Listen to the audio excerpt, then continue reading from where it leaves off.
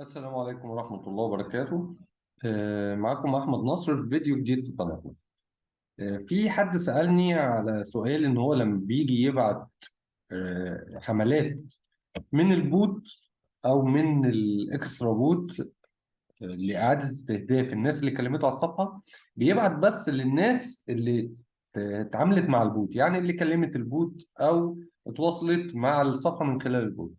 طيب انا لو عايز ابعت لكل الناس اللي كلمتني في الانبوكس بتاع الصفحه، الكلام ده اعمله ازاي من خلال اكسترا بوت؟ الموضوع بسيط. هنخش على اكسترا بوت، في الجنب دوت هنروح لفيسبوك مانجر واروح لمانج بوتس. مجرد ما ادخل على مانج بوت بيظهر لي الصفحات اللي انا مشترك فيها في البوت نفسه.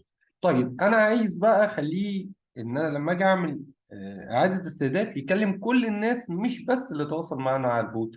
كل الفكره ان انا هروح للميرج انبوكس دي وادوس عليها، هيبدأ يقول لي آه الخانات دي المفروض هيبقى فيها ارقام، انا عشان الصفحه اصلا عاملها قبل كده. فالخانات دي عندي صفار، كل اللي هعمله ان انا هعمل ستارت ميرج ناو.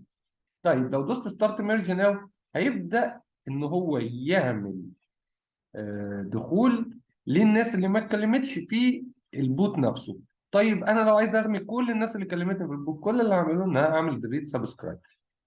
طيب كده فهمنا ازاي نعمل ميرج. بعد ما اعمل ميرج هروح اعمل عادي خالص البوك كامبين بتاعتي. ساعتها هيبعت لكل الناس مش بس للي كلموا البوت.